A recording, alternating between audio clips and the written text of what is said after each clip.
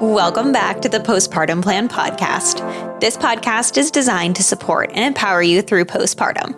Whether you're expecting, in the early postpartum days, or beyond, this space is for you. I'm your host, Madison Fugere, a dedicated postpartum doula and pediatric sleep consultant, striving to help parents feel confident and supported in their parenting journey. Each week, I'm sharing practical tips and expert advice to help you navigate all the postpartum things with confidence. Well, as much confidence as you can. Let's embark on this journey together, making your parenthood as serene and supportive as possible.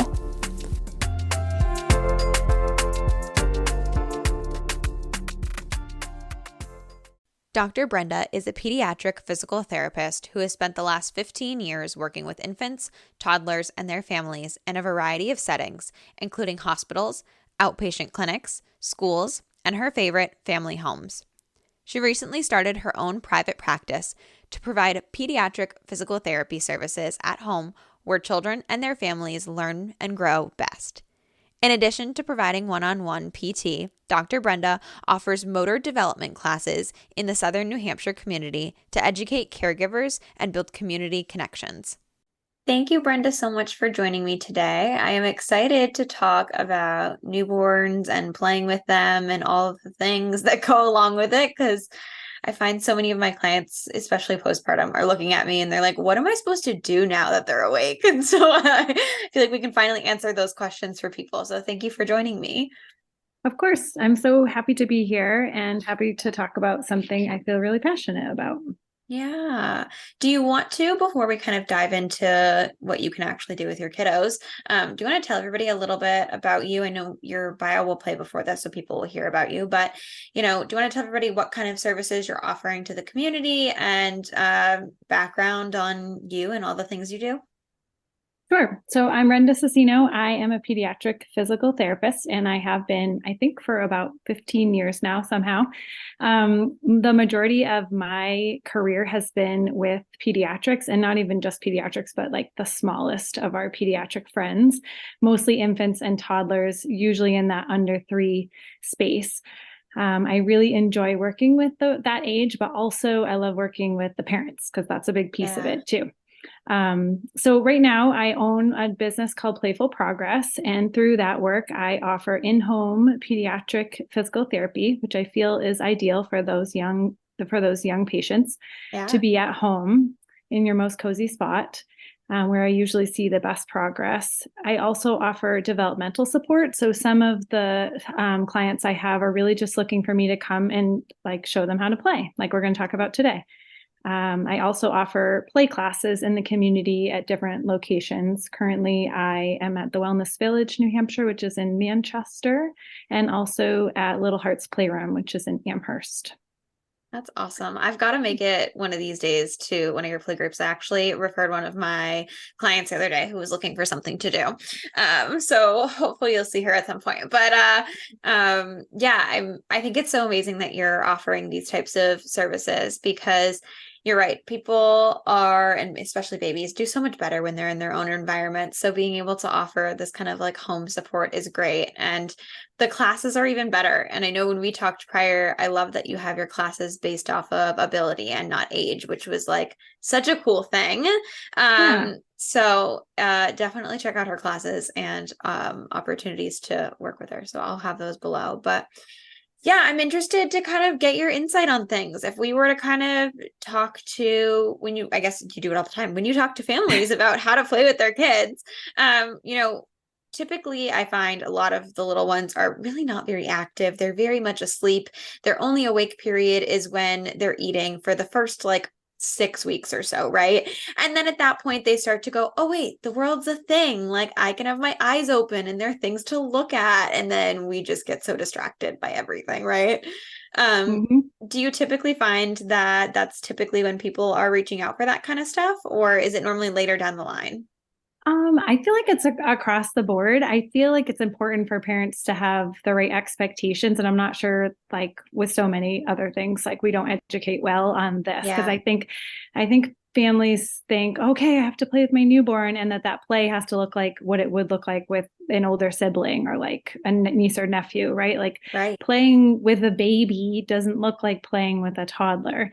And Right. play per se, like I didn't look up the definition, probably should have, but to me, it's like, how are you experiencing the world? And in doing so, like, how do we experience the world with like all of our senses? It's not just motor, even though I'm biased to motor play, and I think it Right. just infancy lends itself to motor play. But like vision, right? Like, what am I seeing? What am I hearing? What am I smelling? These are all things that newborns are experiencing when they're out of the womb, and that becomes pieces of play too.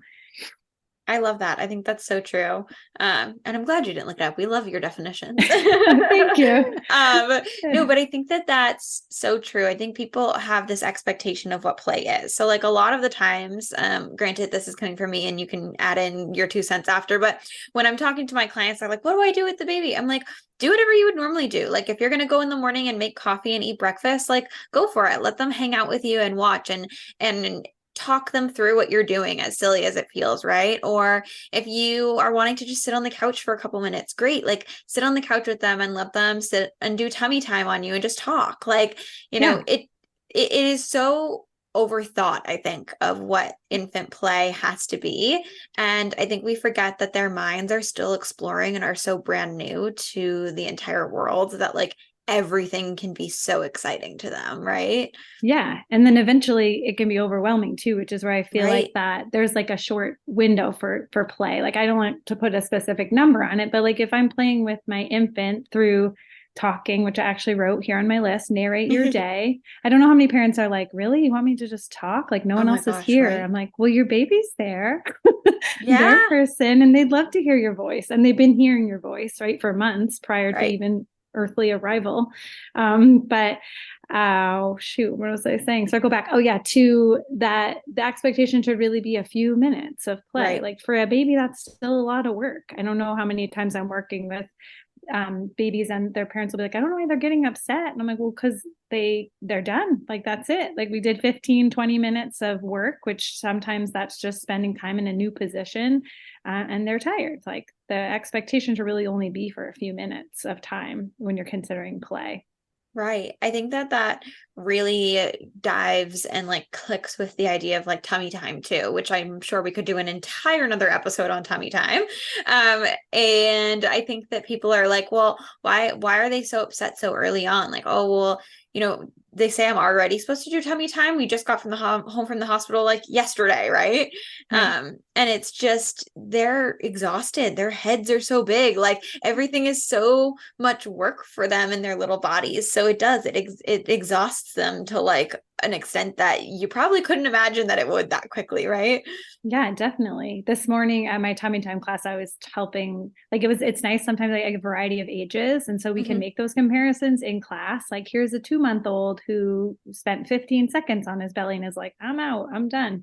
And then I have my 4-month-old, and what a difference. Like 8 weeks Oh can make yeah. a humongous difference, right? In their ability, especially if they've been intentional about working on these things. But I can go over my like my short and sweet tummy time Yeah. tips. Go for it. All Because I right. think that's a great activity and playtime thing to do with kiddos. Like they need to work on their tummy time. So that's perfect. I love it. Go for it. Yeah. And I think that you can start right away. That's something that always surprises people. And I think sometimes we're already doing it, but don't realize like you definitely do the like belly to belly, chest to chest snuggle. And Yeah. that's tummy time. Like I think parents get such a relief when I'm like, no, that counts. Like it's okay. It doesn't Yeah. have to be that flat on the floor, torture for everyone, tummy time experience. Right. Yeah. And in fact, I always feel sad when people think that that's what it has to be, because giving your baby help in tummy time and extra support will make it successful for them, and it makes it successful for you. You don't have to feel sad. Nobody wants to put their child through a challenging through all that work. Right. All right, so here are some of my tips. When it comes to tummy time, I have my 3 rules, which are quality over quantity. So that goes back to, I would rather an infant spends literally 5 to 10 seconds on their belly and they're content and it was successful, and then we take a break.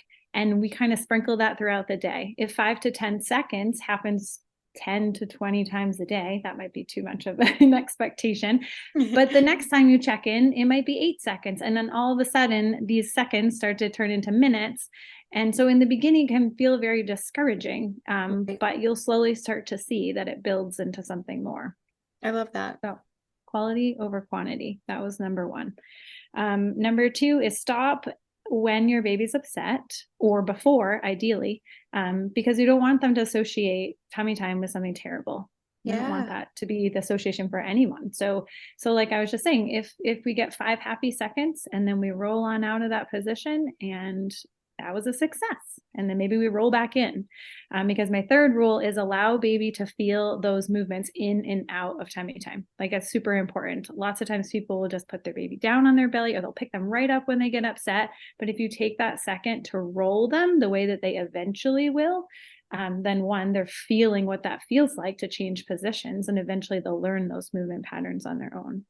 I love that. I think that's so true. And I'm sure there's proper ways to help babies roll and whatnot. So we will definitely urge people to go over to your socials or join one of your groups to see those types of things. Yeah, there's because it's hard information to, it's hard to explain via I know I'm talking audio. with my hands, but people can't see. So I know. So you have to come to the group for that kind of magic. Yeah. There are a couple of things I would say about tummy time specifically to make it easier. To shorten my list, I have a nice long list. So you could learn lots of tips at my class, but I feel like the first is try to put your baby in a position where gravity is not working against them so much. So if you're lying flat on the ground, that's where gravity is like really working on you. If you bring baby's shoulders up above their hips, so that can be like lying flat on your chest and you're sitting in a reclined position. Now their head and their chest are up higher than their bottom and their hips. It's kind of like if you're doing a plank, right? A plank for an adult, if they're flat, is super hard. But if I elevate my arms up onto a table, not as hard. So kind of the same. Gravity's not working against me as much. And sometimes people are like, well, isn't that cheating? But it's not cheating. It's like the means to an end. It's the way to get to the eventual success that I saw this morning with the 4-month-old that can spend like a good couple minutes on his belly and look nice and strong. But in the beginning, we have to give them the supports, just like we do with basically everything that we learn. We provide the supports in the beginning and then we kind of take them away. So putting baby on an incline is a great thing to do with their head and shoulders up higher than their hips. And then I kind of touch on the other one, which is providing stability. So if you're probably already holding your baby when you're doing chest to chest tummy time, but when you're holding them, you're also giving them like a nice stable spot. Like it's like if you're doing sit-ups and I hold your feet, how much easier it is because you have this stable spot that you can then lift up from. So I always say, like, give that baby a nice hug around their pelvis so that that's a nice stable spot for them. And then they can lift up with their arms and head. It makes it a lot easier. Awesome. Yeah, I love those that. are kind of my best 2 tips. No, that's awesome. I love that. And I think that's such a good one. I never even thought about, I feel like I'm automatically, like you said, you're holding baby and you're supporting them, but you don't realize like, oh, that's purposeful, right? Yeah, you're helping them. That's perfect. I love that. So those are all the types of things that we can kind of really, like you said, start from way early on. So besides like those, increasingly getting more complicated as babies get older, what kinds of things do you typically suggest to people to use or utilize while their babies are awake during the day? We said, narrating your day is a really great option. Having these tummy time practices. What other types of, gross motor movement things are you typically suggesting for different age brackets? So I think that the long last position is side lying. It's such an important position that people don't think about. Babies spend a lot of time on their back and then they spend intentional tummy time, right? But we don't really play with babies on their sides. And it's a great position. Some babies love this position because of different GI issues. So some babies are familiar with it, but I think making that part of your play too, side lying on both sides. And if they have a preference for one over the other, then try to make that preference go away by giving them time on both sides. Babies get stronger by moving their body against gravity. So that's why tummy time is so important, because we spend so much time on our back and we get super strong at being able to tuck our chin and lift our legs and arms against gravity in that direction. But when we flip them over onto their back, we totally change the game. Now we're working a completely different set of muscles. So if we put them in side lying, it's another new position where gravity is working against them in a new way. And it's just it's a new point of view. It's play. Like even just spending time on my side is play because that's a new position for me. I'm feeling my body move in a different way. I have a different viewpoint from wherever I am. So side lying is definitely something. It's a cool position to introduce reaching too, because if you think about that upper arm that they're not lying on, it's a lot more free to move. So you'll start to see some intentional reaching and side lying if you offer something exciting for them to reach towards in side lying, because it's so much easier to move my arm just kind of forward and out from my body in a side lying position than it is if I'm lying on my back. Right. That's such a great point. Yeah. Wow. And it's so true. It really is. Like them just seeing the world from a different angle and a different point of view can be so stimulating and so exciting. And to us, it's just like, all right, whatever, right? So it's so important to remember how simplistic things can be, I think. Yeah, definitely. Actually, that came up at my class this morning too, because oftentimes parents will say, well, they're never going to do this at home. Like they did great for you, sure. And so I have to bring it back to like, well, everything here, in this new space is novel to them. It's like there's new things to look at everywhere. There's new friends to look at, and there's new lights to look at.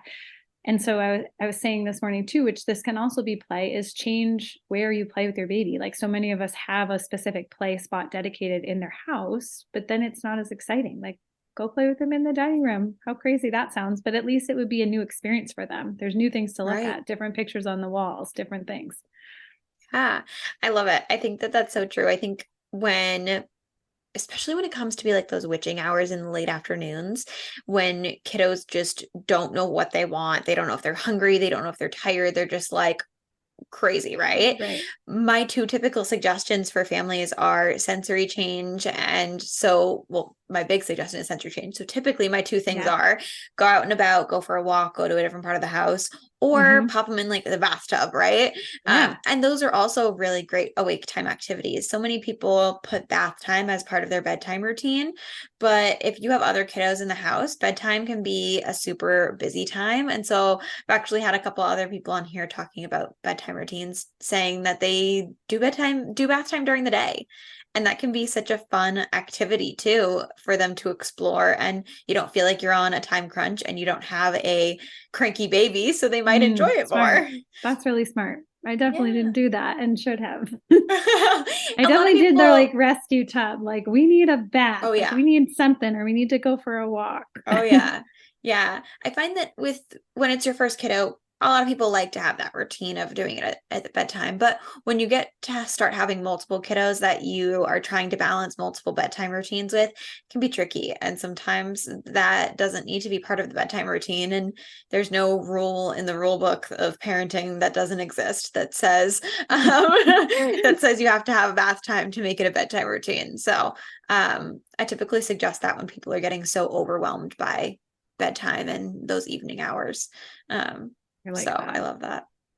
Yeah. You made me think of something else, which is lots of moms that have been through that postpartum and prepartum period have a therapy ball, like exercise ball. Everyone calls them different names.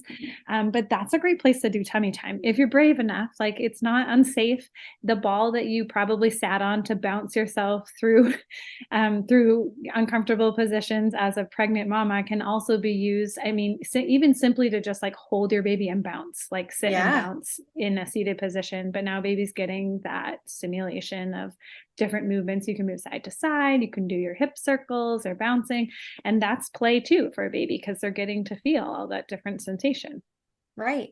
And that brings you to even more of those sensory things that you're talking about, right? Like texture and touching things is a huge one. When I was an infant teacher at a daycare, one of our favorite things was doing sensory bins and doing them as like texture bins. So, one of the big parts of curriculum, we would have a bin and it was like a mystery box or whatever, but you put something different in it like every week. So one week we did only black and white things. And then the next week we did all different textures. And it was things like you had around the house, like a sponge or or a zipper or a piece of Velcro, like things that you literally don't need to go out to the store and buy. Like walk around your house, throw things in a basket and go with it for a little while.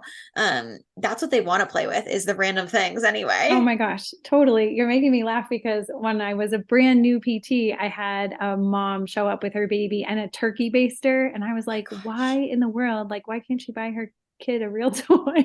Oh my And then I'm gosh. like, now I'm a mom and I'm like, I work with all these different families and I get it. Like, what your kid usually likes the thing that's not the brightly colored Right. toy that everything that gets marketed to them. Yeah, Yeah. Some of my totally. favorite, like early on toys are pretty simplistic, like just those like plastic rings that you can Yep. buy a set of 12 for literally like less than $5. Those are the best for this newborn stage because you can put them right in their hands. They're super lightweight. And as we know, babies aren't super coordinated with their hands. They're probably going to hit themselves in the face with whatever it is you give them. So now Right. this is something that's not going to hurt them. Yep. But you probably already noticed too, they like to grab onto your hair, they like to grab onto your clothes, Yep. eventually as they start to explore those different textures. Yeah, I've had one client that I work with that I can think of specifically. She's obsessed with all textures, right? And so even when you're, sitting on the couch or things, like she and her mom was so good at doing it, like she'll just start exploring different things as she's sitting there eating. So they'll just take a break, and next thing you know, she's, feeling the couch and all the different pillows and the blankets. And now she's big and just wants to touch everything all the time.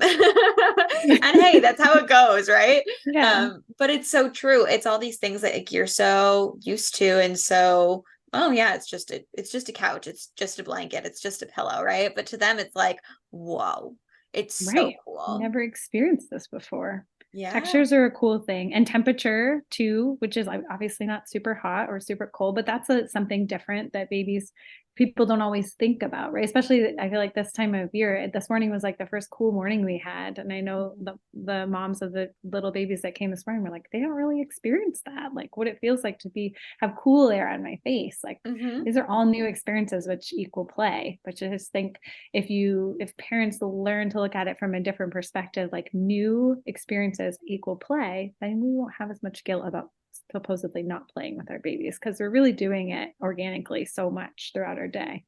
Yeah, yeah, I always say, I'm like, your baby's not going to have a long period of time where they're easy to truly tag along with everything in your life. So, don't feel bad for, not giving them this quote unquote playtime, right? But rather Mm-hmm. enjoy the fact that like they're just going to tag along with you in your life. And like if you need to Yeah. go run a return or want to go get a coffee or, have to do something in the house and do laundry, like hearing the buttons and seeing the colors and things move, it's like that's all exciting to them, right?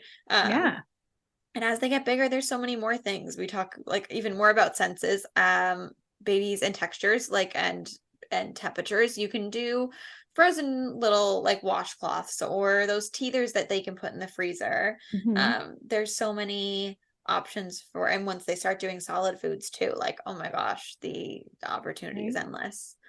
It all happens so fast. Like that newborn space is so tricky because you're so tired and you don't know what to do. And even if it's your third or fourth baby, you still don't know what to do because you don't remember because you were tired and it was a Right. lot. And with each subsequent child, I feel like there's, like you said, there's just the first time around, you don't know how much time you actually have with them until you then add a second or third. And so if you have the expectation that you can do the same things you did with your first, that's challenging, like to dedicate that time. I instead like to think when it comes to tummy time and it comes to play, we're just like sprinkling in new experiences throughout the day. That's the best expectation you should put on yourself. I love that. I think that's so true. Um, are there other, I mean, we've talked about so many options, but is there anything Mm-hmm. else that you can think about that parents should know about when it comes to playing with their kiddos? Or may not be, but I'm just trying to think. No, I think the one thing I didn't talk about, like visually, Yeah. infants really like high contrast. Like that's something important to know. I feel like, well, you've probably seen like black and white images marketed to kids, and you'll notice that that's on a lot of infant toys. That really is going to capture their attention in those early stages. And it's really honestly just staring at a black and white image and like maybe moving it slightly from side to side. Like that's play too. They're focusing on that.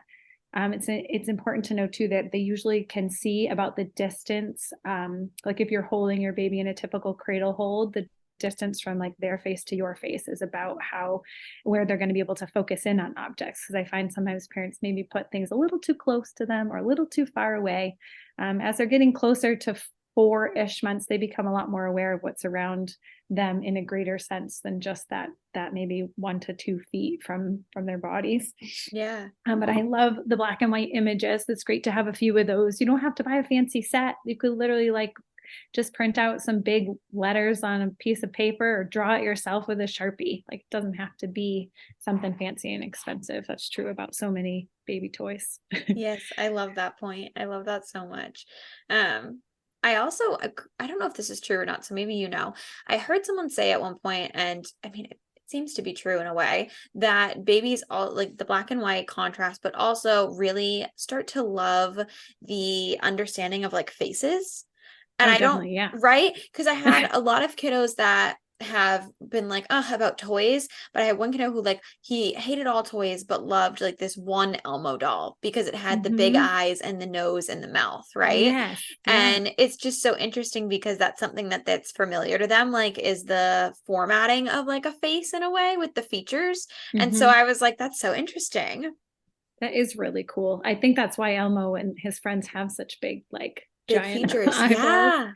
Yeah. But kids do love that. Like I'll have parents get right down in front of their baby's face so that that's what they enjoy. And I've met other friends like that. Like their toys are like, meh, but faces are what I'm into. I'm super social. Sometimes you can identify these like traits in your baby so early on. It's kind of crazy. Gosh, yes. It's so And cool I don't to see. like, yeah.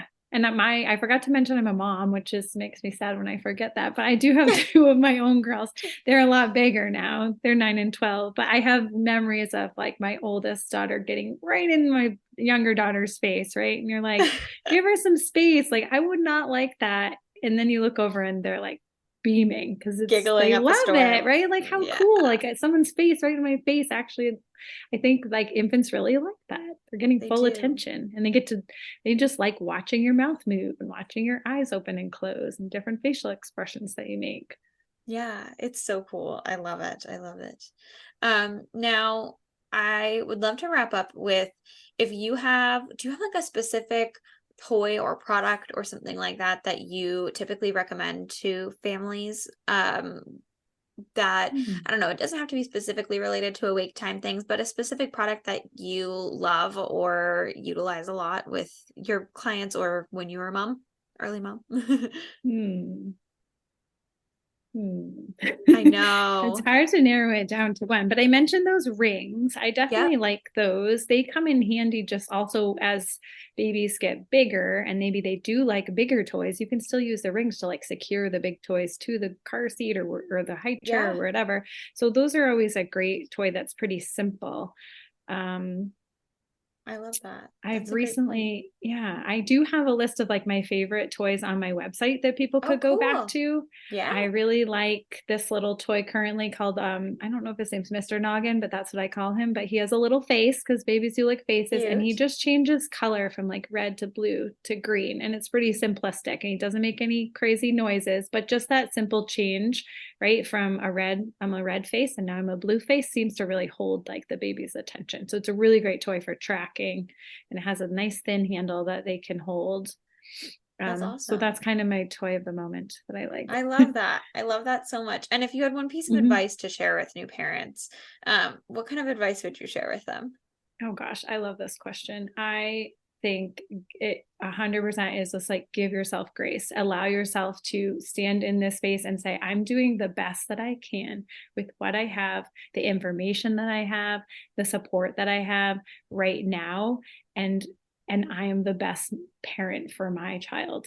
It always gets me emotional saying that, but it's so true. Like you are a mom because you were, or a father, or any caregiver because you were put in the place to be that person. And I just think that in itself is huge. You are the most important person to your baby. You don't need to know all the things. You just need to give them that love, make them feel. Yeah. So true. I love that. That's a perfect one. Thank you for ending it on such a happy note. Oh yeah, of course. Everybody can check out, I will put your website below as well as your playgroup. So if you are local, go check out some of the playgroups. If not, go check out our website so you can get more information and see all those cool products that she loves. Yeah, thanks. And I'm totally up for answering specific questions if people want to shoot me a message or an email. I have way too many ways for people to reach out to me on that website. So feel free to reach out whatever fits best. And awesome. Thanks for having me here today. Thank you for coming. Thank you so much for tuning into the Postpartum Plan podcast. I hope that today's episode brought you support, relatability, and valuable insight. Remember, you're not alone on this journey. If you enjoyed the show, please subscribe and leave a review and share with any of your prenatal and postpartum friends and family. Your feedback helps us reach more parents seeking support. And if you're looking for additional resources, please feel free to connect via Instagram at Serene Moments Doula for constant information, tips, and tricks, or check out my website, www.serenemomentsdoula.com. See you next week.